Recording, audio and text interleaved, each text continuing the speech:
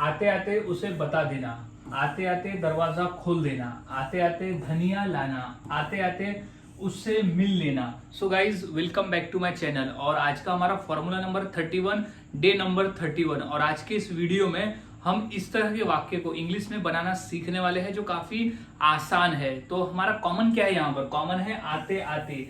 हम यहाँ कर्ता को कह रहे हैं कि आते आते वो काम को करते आना, आते आते वो काम को करते आना। तो आज हम ऐसे ही वाक्य को इंग्लिश में बनाना सीखने वाले हैं, क्योंकि इस तरह के वाक्य को तो हम रोजाना अपने बोलचाल में बोलते ही है कि हम किसी को भी कहते हैं कि आते आते ये कर लेना, आते आते वो कर लेना, अब तुम आ रहे हो तो वो कर लेना, आते आते ये कर लेना। तो आज हम ऐसे ही वाक्य को इंग्लिश में बनाना सीखने वाले हैं और इतनी आसानी से सीखेंगे कि इस तरह के वाक्य को हमारे लिए रोजाना इंग्लिश में बोलना काफी आसान हो जाएगा। सो वीडियो के अंत तक बने रहे और समझे कि ऐसे वाक्य को कैसे बनाया और बोला जाता है।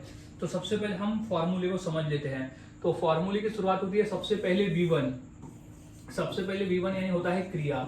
V1 का मतलब होता है क्रिया। अब कौन सा क्रिया करते हुए आना, वो हम सबसे पहले क्रिया में लिख देंगे कि कौन सा काम उसे करते हुए आना है, या हम जिसे बता रहे हैं कि कौन सा कार्य करते हुए आना है वो V1 में आ जाएगा। फिर ऑब्जेक्ट, ऑब्जेक्ट यानी कुछ बचा हुआ जो शेष भाग रहेगा वो हम यहाँ ऑब्जेक्ट में लिख देंगे। अब इंपॉर्टेंट है वाइल कमिंग। वाइल कमिंग का ही मतलब होता है आते आते। वाइल कमिंग यानी आने के दौरान, वाइल कमिंग यानी आते आते।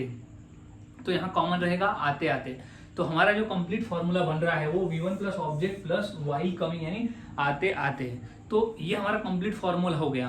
तो अब हम फॉर्मूले के आधार पर वाक्य को इंग्लिश में बनाना सीखते हैं। तो सबसे पहला वाक्य हमारा है कि आते आते उसे बता देना। अब तुम आ रहे हो तो आते आते उसे बता देना। तो बता देना, बताना को हम इंग्लिश में कहते हैं टेल, क्योंकि हमें सबसे पहले V1 लगाना है। तो क्या हो जाएगा, टेल। आते आते यानी टेल यानी बताना। अब किसे, उसे, तो उसे हो जाएगा टेल हिम यानी उसे बताना। टेल हिम उसे बताना। कैसे, आते आते यानी आते वक्त उसे बताना। तो वाइल कमिंग, या तो फिर हम इसे ये कह सकते हैं कि वाइल कमिंग यानी आते समय, यानी आते समय वाइल कमिंग। सो आते आते उसे बता देना। तो टेल हिम वाइल कमिंग यानी आते आते उसे बता देना। अब है आते आते लाइट बंद कर देना। तो लाइट बंद करना को इंग्लिश में कहते हैं switch off. Switch off, switch off the light, switch off the light या स्विच ऑफ द बल्ब। तो switch off the light while coming यानी आते आते। तो वाइल कमिंग, तो लाइट बंद कर देना आते आते, तो वाइल कमिंग। सो इस तरह से वाक्य बनते हैं, आते आते लाइट बंद कर देना, तो switch off the light while coming, तो आते आते लाइट बंद कर देना। तो इस तरह से वाक्य बनाए जाते हैं और बोले जाते हैं। काफी आसान है, बस हमें फॉर्मूले को याद में रखना होता है। फॉर्मूले को अगर आप याद में रखते हो तो आसानी से ऐसे वाक्य को बनाकर बोल सकते हो। कुछ और वाक्य देख लेते हैं और आसानी से समझने के लिए। जैसे जैसे आते आते उसे देना। अब उसे क्या देना ये नहीं लिखा है, लेकिन उसे दे देना। तो क्या हो जाएगा, देना को इंग्लिश में कहते हैं गिव। उसे को हम इंग्लिश में कहते हैं हिम। तो क्या हो जाएगा, गिव हिम यानी उसे देना। तो गिव हिम, उसे दो।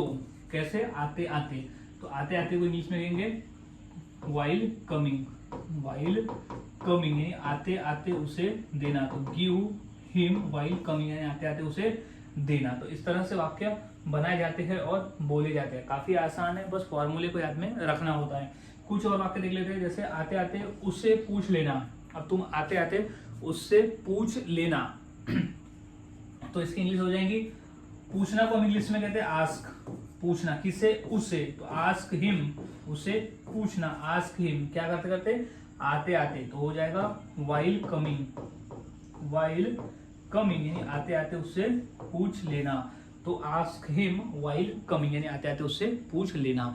तो गाइज इस तरह से वाक्य बनाए जाते हैं और बोले जाते हैं। काफी आसान है, बस आपको फॉर्मूले को याद में रखना होता है। कुछ और वाक्य देख लेते हैं। जैसे कि आते आते इसे खरीद लेना। हम यहाँ बोलते ना, जब आते आते इसे खरीद लेना। तो खरीदना को इंग्लिश में कहते हैं बाय। बाय यानी होता है खरीदना। अब किसे, इसे, तो हम बोल सकते हैं ना बाय इट। बाय इट क्या करते करते, आते आते।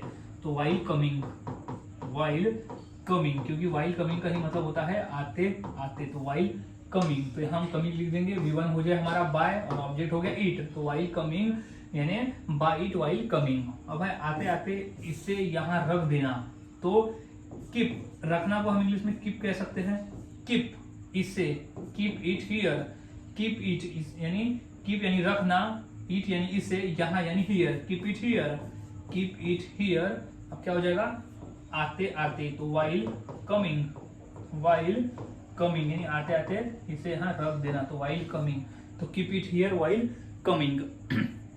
तो इस तरह से वाक्य बनाए जाते हैं और बोले जाते हैं। काफी आसान है, बस आप फॉर्मूले को याद में रख दो और इतने हजारों वाक्यों की प्रैक्टिस करो तो आपको आसानी से ऐसे वाक्य को इंग्लिश में बनाना आ जाएगा। तो अब इसी फॉर्मूले के आधार पर मैं 2 वाक्य देता हूँ, इसकी इंग्लिश क्या होगी मुझे कमेंट करके जरूर बताएं। जैसे आते आते पंखा बंद करो और आते आते उसे लेकर आना, तो ये 2 वाक्य की इंग्लिश क्या होगी मुझे कमेंट सेक्शन में जरूर बताएं।